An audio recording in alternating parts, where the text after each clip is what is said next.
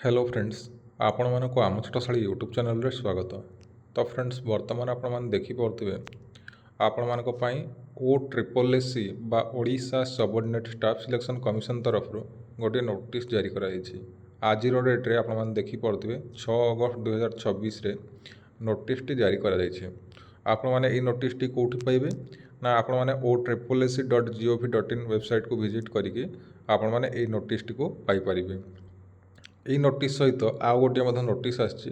ତ କ'ଣ ରହିଛି ଆମେ ଏଇ ନୋଟିସ୍ରେ ଆଗ ପ୍ରଥମେ ଦେଖିନେବା, ତାପରେ ଆର ନୋଟିସ୍ଟିକୁ ଆମେ ଦେଖିବା।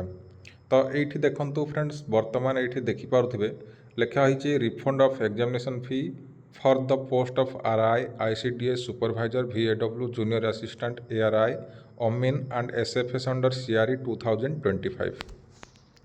आपण मानकर जो RI ICDS supervisor VAW junior assistant ARI अमीन एंड SFS तो जो एग्जाम टी हेइथिला तार एग्जामिनेशन फी रिफंड कर दिया जाइछि। जो माने एग्जाम को अपियर करिसंती सेमानकर एग्जामिनेशन फी टी 500 टंका रिफंड कर दिया जाइछि। तो देखंतु कोन लेखा होइछि आगो फास्ट देखि नियंतु, तो आपण मानकर सब डाउट क्लियर हो जिवो।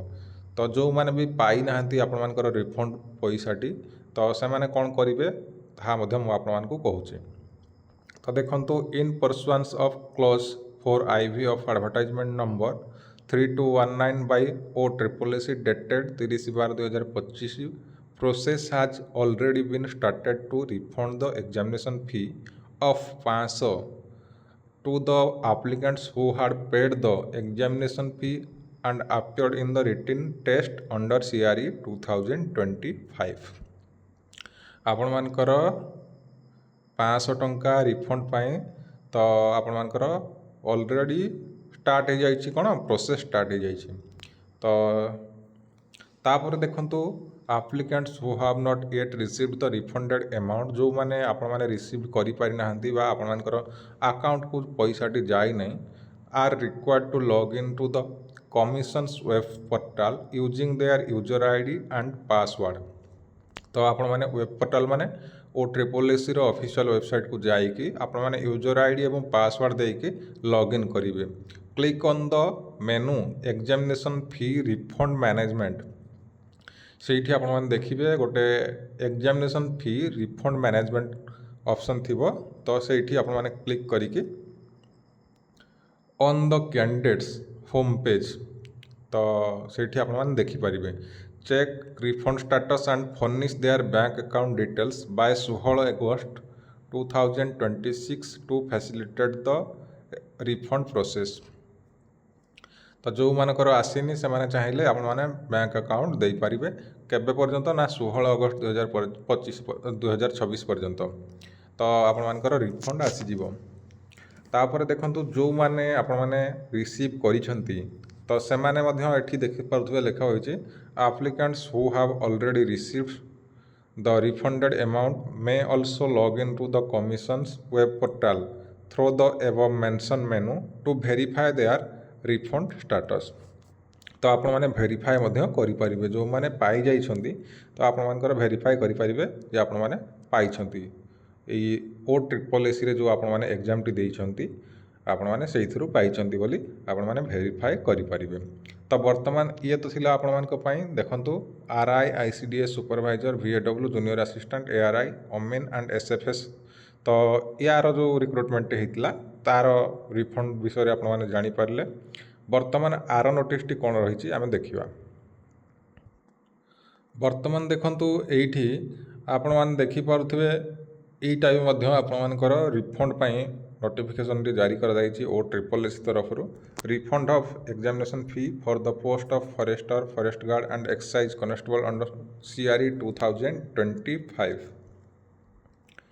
तो देखंतु in pursuance of clause 4IV of advertisement number 3220 by OSSC dated 30/12/2025 process has already been started to refund the examination fee of 500 to the applicants who have paid the examination fee and appeared in the written examination test under CRE 2025।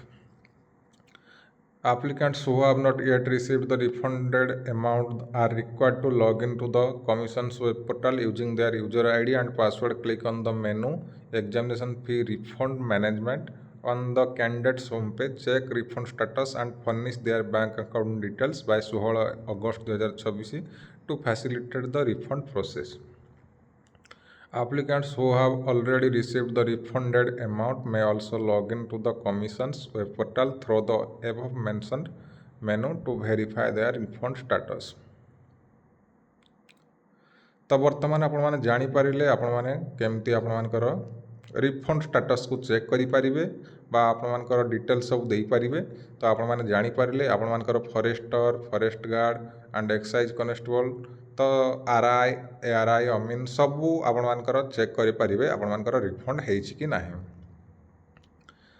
तो वर्तमान जदि आपण मानको हमरो एही वीडियोटी पसंद आस्ता है तबे लाइक, कमेंट, शेयर एवं एही बड़ी वीडियो प्रतिदिन देखिबा पई हमरो चैनल को सब्सक्राइब करंतु जहा द्वारा जे कोनोसी जॉब अपडेट आसीबो आपण माने एहर नोटिफिकेशन पाई परिबे सर्वप्रथमे। तो फ्रेंड्स वर्तमान जदि आपण माने कमेंट बॉक्स रे कमेंट करिवे आपण माने केमती कोन चेक करिया पई आपण माने जानि पारु नांती तो मु निहाती भाबरे गोटे वीडियो आपण मानक पई करि देबी आपण माने चेक करि परिबे। तो चेक करि परिबे एवं वेरीफाई करि परिबे एवं आपण मानकर डिटेल्स केमती देबे बैंक डिटेल्स तो सेटा मध्ये आपण मानकु मु देखाइ देबी।